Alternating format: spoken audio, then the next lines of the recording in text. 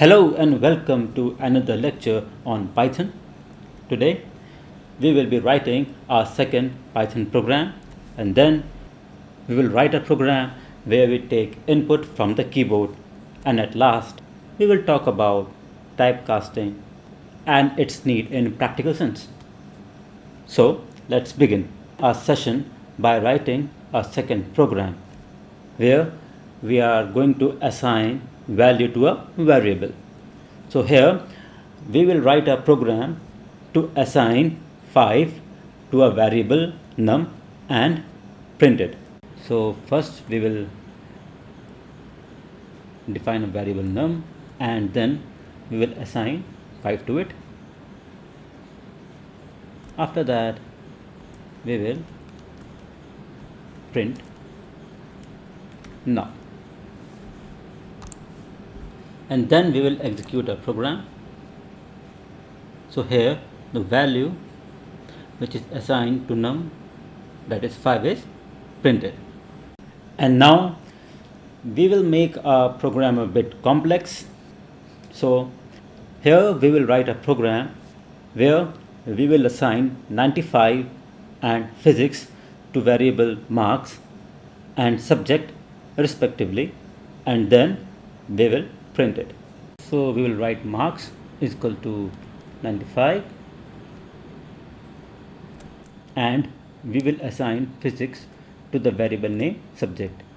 Now note that your physics is a string, so it will be under double quotes or single quotes.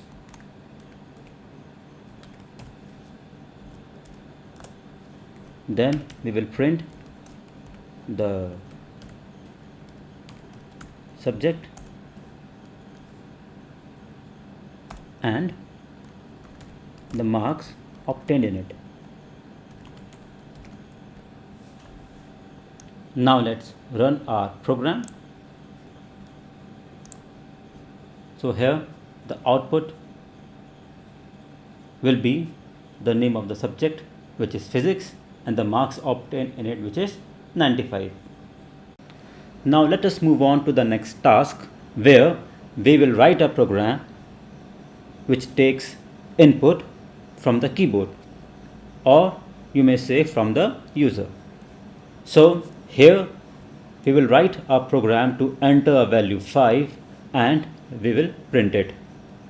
Now in this program what we have to do is we have to take an input from the keyboard rather than pre-assigning it, and then we will print this input.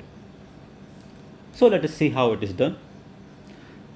Now in order to take the input from the keyboard, it must be stored somewhere.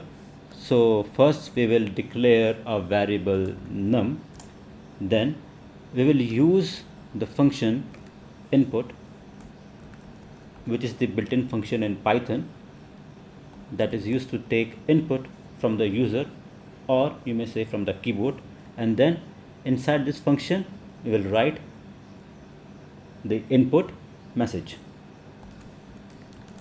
that is enter a number, and this message will be written within double quotes, and then we will print num. Now let's run our program. So in the console here you can see that you have been asked to enter a number. So as soon as you will feed some input, let's say 5, and then press enter, what will happen is this 5 will be fed to the variable num, and then our next statement, which is print num, will be executed. What it will do? It will print the value which num points to. Now let us make these types of program a bit complex. So what we will do here is we will write a program to enter marks as 95 and subject as physics, and we will print it. So in this program what we have to do is we have to take two values as input. That is, one is the marks obtained in the subject and the other input will be your subject. So let us see how it is done.